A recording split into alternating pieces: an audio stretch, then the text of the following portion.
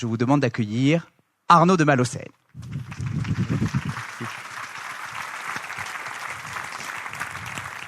Bravo. Je suis dans un entrepôt d'une belle PME de 2000 personnes, une ex-start-up qui cartonne. Je dois rencontrer Jean-Louis, donc entrepôt logistique. Je dois le rencontrer dans une petite salle qui est au milieu des rails, vous savez, sur lesquels circulent tous les colis entre deux étapes d'empaquetage. Il y a pas mal de bruit. Je retrouve Jean-Louis dans une petite salle, pas très bien éclairée. Il m'attend avec une dizaine de feuilles de papier écrites à la main, avec des tableaux faits à la règle au stylo. Et je suis censé l'interroger un peu sur quels sont les problèmes de sa boîte, quels sont selon lui les nœuds de son organisation et comment est-ce qu'il faudrait les adresser. J'ai même pas le temps de lui dire bonjour, qui me dit tout de suite on a un problème de qualité. Du coup, je suis bien embêté parce que la qualité, c'est pas mon domaine, je suis pas un expert technique, je suis plutôt là pour parler management, RH, culture d'entreprise, tout ce qu'on appellerait les enjeux humains. Du coup, je vais lui poser des questions, savoir pourquoi, selon lui, il y a un problème de qualité. Comment il l'a perçu, qu'est-ce qu'il propose comme solution. Et là, Jean-Louis me raconte que ça fait 6 mois qu'il commande à la concurrence sur ses propres deniers pour benchmarker le service de son entreprise. Que tout ce qu'il récupère comme data, il l'inscrit sur ses feuilles en papier. Et ensuite, il a acheté des bouquins spécialisés sur Amazon pour essayer de voir comment on peut structurer un service, notamment un service qualité, par rapport à toutes les données qu'il a. Et donc, il me tend ses feuilles en disant, voilà mon service qualité. Donc, j'ai un service qualité entre les mains. Je sais pas trop comment faire, parce que je vais pas être juge là-dessus. Je lui demande pourquoi il me le donne à moi. Il me dit, parce que j'ai pas confiance dans mon manager. Mon manager va me piquer l'idée. Je pense que vous avez déjà entendu un peu des histoires similaires. Il sait que je vois son patron le lendemain, c'est pour ça qu'il me le donne. Je le donnerai à son patron, ça aura un certain écho. Et en plus, Jean-Louis veut s'investir sur le sujet, et donc il en aura l'occasion. La morale de cette histoire, c'est que si j'avais pas rencontré Jean-Louis et que je n'avais pas remonté ça à son patron, Jean-Louis, il est invisible pour son organisation. Jean-Louis, il n'existe pas. C'est violent, mais c'est vrai. Il fait son job, très bien. Ça fait plusieurs années qu'il est sur cette plateforme logistique, ça marche bien. Je dis pas que c'est un numéro, mais je dis qu'il n'existe pas en tant que talent. En tant que personne capable justement d'aller benchmarker pendant 6 mois sur ses propres finances pour régler un problème de son entreprise. Capable de prendre du recul sur ses enjeux alors que franchement il n'a pas vraiment le temps la journée pour finalement essayer de trouver des solutions pour sa boîte. Il est invisible, il est hors du radar, il a 50 ans, il n'a pas son bac, ça fait déjà plusieurs années qu'il est sur sa plateforme logistique sans avoir à bouger. Alors si l'entreprise elle n'est pas capable de voir Jean-Louis, dans un monde où tout change, où il y a quand même beaucoup d'entreprises qui se retrouvent avec des business qui sont percutés et où il faut réagir assez rapidement pour pas se faire disrupter selon le mot à la mode. Si cette entreprise elle n'est pas capable de voir Jean-Louis, alors elle a un problème, son entreprise a un problème. Mais pourquoi sa boîte l'a pas vu? Pourquoi Jean-Louis aujourd'hui il est hors du radar? Parce qu'en fait, comme beaucoup d'organisations, la notion de talent elle est plutôt nichée en haut de l'organisation. Elle répond à un certain nombre de critères qui sont plutôt un cadre assez contraint. Il faut avoir fait une certaine grande école. Il faut plutôt avoir certains réseaux, plutôt le bon costume, si je caricature. Mais finalement, une fois qu'on remplit ces critères, on est en plus destiné à être systématiquement dirigeant.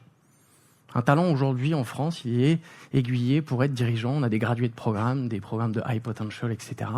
L'enjeu, c'est que tu sois le futur dirigeant de la boîte, que tu aies le même costume et les mêmes idées que ton prédécesseur, c'est pas le sujet.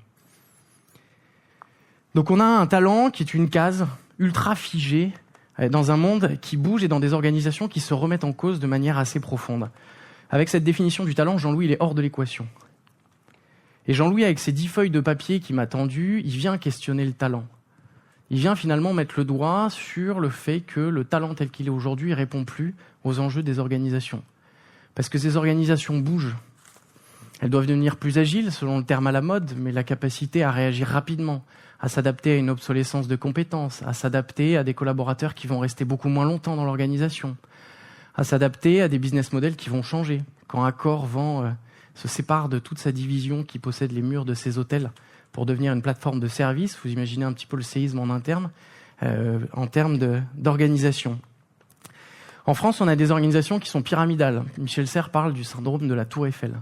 Tout est concentré vers le haut. Ça descend, ça remonte de temps en temps. Et en tout cas, tout est concentré en haut sur les décisions. On dit qu'on va passer demain dans un monde d'entreprises ultra libérées, ultra plates, holacratie, tout ce qu'on entend, sans hiérarchie, tout le monde décide de tout, ça va être formidable. Moi, j'y crois pas vraiment. Je pense qu'on aura un entre-deux qui s'appelle la subsidiarité. Je vais prendre une image pour parler de la subsidiarité, c'est le culbuto. On va passer de la pyramide au culbuto. Imaginez une pyramide qui doit réagir assez rapidement aux enjeux qu'elle doit relever. C'est quand même assez compliqué de bouger. Le culbuto, c'est ce personnage qui est monté sur un poids. Et quand je tape le personnage, il va basculer dans un sens ou dans l'autre, mais systématiquement, il revient à sa position centrale. Ce culbuto, c'est l'image du centre de gravité de l'entreprise qui redescend. Tout était en haut de la tour Eiffel. Aujourd'hui, tout va redescendre. Ça ne veut pas dire qu'il n'y aura plus rien à la tête, ça veut juste dire que la capacité de décision, elle devra se faire au plus proche du terrain. Et si quelque chose remonte à la tête, c'est parce que la base n'a pas réussi à le régler. C'est la subsidiarité. Et quand on passe de la pyramide au culbuto, le changement il est quand même assez violent pour certaines organisations où la pyramide est bien ancrée. Et pour passer de cette pyramide à ce culbuto, il va falloir donner une place à Jean-Louis. C'est une histoire vraie, Jean-Louis, hein. C'est pas quelque chose que j'ai inventé. Et pour ça, il va falloir se libérer du talent. Se libérer du fait que Jean-Louis ne soit pas un talent, qu'il ait 50 ans, qu'il n'ait pas son bac, on s'en fout, qu'il n'ait pas fait HEC, on s'en fout. Terminé. On se libère de tous ces critères-là. On revient à la définition brute du talent, qui est la capacité d'accomplir quelque chose à un instant T. Et ça, Jean-Louis, il a prouvé qu'il est capable de le faire. Donc si on oublie ces critères, Jean-Louis est un talent. Mais le talent, ça reste encore assez connoté en France. Alors on va laisser le mot de côté aussi et on va basculer sur le potentiel. Jean-Louis, c'est un potentiel. On passe d'un entonnoir ultra sélectif du talent qui vous mène à une case un peu uniforme à un espèce de tamis hyper large où vous allez avoir autant de cases que de potentiel. Autant de cases que de Jean-Louis et ce à tous les niveaux de l'organisation. Et ça va complexifier un peu la vie des entreprises parce que comment on repère autant de potentiel ? Hier, c'était plutôt facile. Aujourd'hui, il va falloir élargir un peu le scope. Il y a deux conditions pour ça. Une, il faut que le potentiel il soit en capacité de parler de lui, de se montrer. Et dans beaucoup de boîtes, il y a quand même une autocensure qui est assez gigantesque. Deuxième condition, c'est que l'organisation doit permettre, une fois que ce talent a émergé et est connu, de le faire grandir, de l'accompagner et de le faire s'exprimer à plein là où il est. Parce que l'entreprise va avoir besoin de lui là où il est, pas uniquement à la tête. Donc il y a deux leviers pour ça, l'école et une certaine modification de process dans l'entreprise. L'école tout d'abord. Je vous apprendrai rien en vous disant qu'on a une école qui est plutôt sur un modèle d'inspiration napoléonienne, donc plutôt pyramidal et plutôt tour Eiffel. Un système qui est fait et qui a été construit pour faire émerger des élites. Même s'il y a des choses qui évoluent aujourd'hui, on est quand même toujours sur ce schéma d'un certain niveau, ceux qui sont au-dessus et ceux qui sont en dessous. L'école demain, elle va devoir basculer dans un modèle où elle se concentre sur le potentiel de chaque élève. On n'a pas un talent qui peut émerger, on a autant de potentiel que d'élèves. Donc exit les 2-3 filières qui sont quasiment uniquement reconnues comme pourvoyeuses de talent en France. On élargit le scope. Exit le système à deux vitesses avec une élite et le reste, on ne sait pas trop finalement qui ils sont et pourquoi ils sont là. On va aller vers une complémentarité des potentiels, une complémentarité entre celui qui a fait HEC, parce qu'on en aura toujours besoin, je ne dis pas qu'il faut tuer HEC, mais aussi avec les Jean-Louis.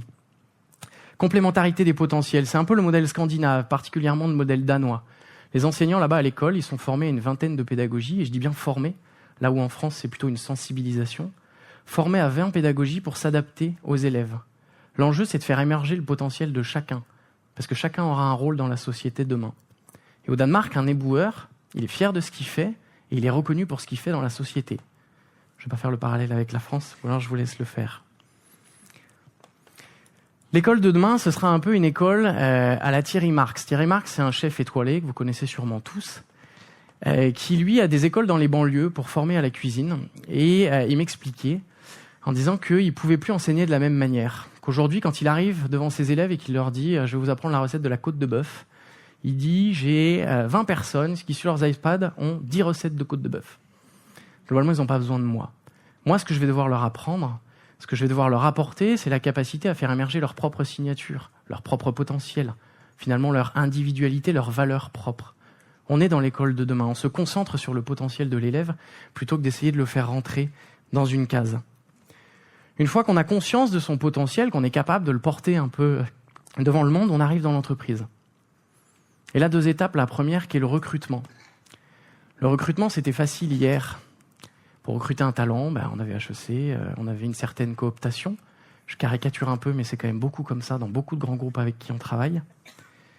Et du coup, on pouvait recruter le talent de façon assez normée. C'était rationnel, ça rassure dans un grand groupe. On sait qu'on a coché la case talent. Ça ne veut pas dire que c'est vecteur de succès, mais en tout cas, on est rassuré par un process. Demain, avec ce que je vous décris, ce tamis avec autant de cases que de potentiel, ça veut dire que ça va être un peu le bordel quand même. Pour les boîtes, on va basculer du rationnel à l'irrationnel. Et du coup, ça complexifie les process de recrutement. L'irrationnel, chez Decathlon, ils appellent ça la ligne du bas du CV. On enlève les diplômes, on enlève même certaines expériences et on va se concentrer sur les engagements, sur finalement ce que le gars ne dit pas dans son CV, sa capacité d'adaptation, est-ce qu'il a envie, est-ce que c'est quelqu'un qui rayonne, est-ce que c'est quelqu'un qui travaille collectif, etc., etc. On va donner beaucoup plus de valeur à tout ça. Mais ça, c'est pas nouveau, il y a quand même déjà beaucoup de monde qui le fait. Je pense que dans la salle, il y en a qui s'intéressent déjà à ça. Mais c'est quand même un gap culturel dans les boîtes de ne s'accrocher plus qu'à ça. Deuxième irrationnel, c'est le feeling. Demain, le potentiel, c'est quelqu'un qui voudra bosser chez vous. C'est un Jean-Louis qui va faire plus que son boulot. Ce potentiel, il faut que vous le séduisiez. Il va falloir le séduire avec vos valeurs, avec un ADN très fort, avec une culture, pas uniquement avec une grille hyper normée de compétences pour voir s'il colle. Il va falloir chercher le match parfait. Voir si Jean-Louis, en fait, il colle aux valeurs, à l'ADN de la boîte, s'il a envie de participer à cette aventure. Et pour Jean-Louis, voir si la boîte, elle a envie que Jean-Louis fasse partie de l'aventure. Si on va avoir ce match parfait. Donc en fait, on bascule complètement dans l'irrationnel. Et finalement, on va rentrer dans le règne de l'incertitude, c'est-à-dire que les entreprises vont devoir apprendre à se planter. Elles le faisaient déjà avant, mais on était censé être dans un process, donc c'était quand même un peu normé. Il y avait toujours un responsable. Demain, dans le recrutement, elles vont devoir apprendre à se planter, et c'est pas grave. Le match, c'est jamais parfait, il y aura toujours des erreurs. Beaucoup d'entreprises aujourd'hui recrutent en groupe. Ils font venir plusieurs candidats, ils les challengent sur une journée. Et derrière, il y a un autre pendant qui est la version recruteur, où aujourd'hui on a quand même les RH, certains managers qui sont concernés. Nous, dans notre boîte, par exemple, c'est directement des collaborateurs qui vont rencontrer les candidats. Et moi, j'y crois beaucoup. On prend des profils de notre boîte qui sont hyper différents et on va croiser les intuitions pour essayer d'objectiver le recrutement, même si on sait que ce ne sera pas toujours très juste. On acceptera de se planter, mais en tout cas, si l'entreprise n'accepte pas de se planter, elle va rester dans quelque chose de normé, et les potentiels comme Jean-Louis, elle va juste leur montrer une chose, c'est qu'il n'a pas sa place dans l'organisation. Une fois que vous avez été recruté, vous êtes dans l'entreprise. Et là, je reviens à mon histoire de Jean-Louis, mais il m'a donné ses feuilles de papier parce qu'il n'avait pas confiance dans son manager. La clé, c'est la confiance. Il y a quelques temps, j'intervenais à une conférence et en creux, je parlais de ce sujet-là. Et à la fin, il y a un commissaire à la réindustrialisation, qui est membre du ministère de l'Industrie, qui me pose une question, qui dit « C'est super intéressant, votre histoire de tamis, avec autant de cases que de potentiel.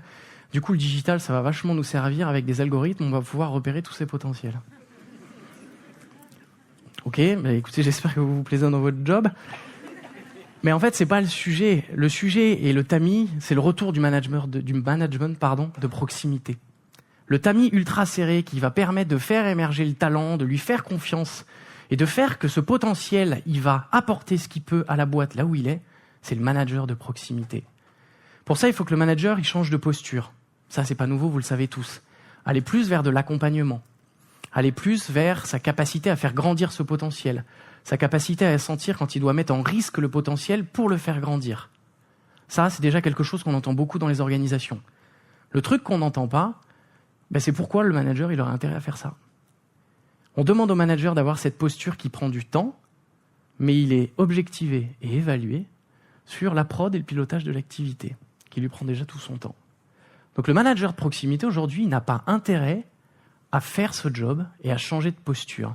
Donc on doit changer le cadre du manager. Ça doit devenir sa vraie mission. Et c'est là où mon culbuto il prend tout son sens, c'est qu'il y a des missions du manager qui sont chronophages, qui doivent redescendre au niveau du potentiel pour libérer du temps au manager et lui permettre de se concentrer sur l'accompagnement du potentiel. Ma conclusion, c'est pas qu'il faut supprimer HEC, ça vous l'avez compris. Ma conclusion, c'est qu'il faut un peu lâcher prise, lâcher les vieilles lunes. Finalement, c'est un peu le retour du mérite et ça fait du bien. En tout cas, il faut y tendre. Ma conclusion, c'est de dire que finalement, c'est un enjeu de complémentarité. Dans ce culbuto-là, il y aura besoin de la tête, et des potentiels qui sont à la tête, et des potentiels qui sont en bas. Demain, on aura besoin d'une complémentarité entre les deux pour que l'organisation puisse évoluer de manière suffisamment rapide. Cette complémentarité entre les potentiels à tous les niveaux de l'organisation, c'est la clé de la transformation. Et beaucoup de boîtes passent à côté. Et finalement, quelque chose de passionnant dans tout ça, c'est que j'ai pas parlé de digital, j'ai uniquement parlé d'humain. Et ça montre que l'enjeu des transformations, pour nous, il est profondément humain. Bienvenue dans le monde des culbutos. Merci.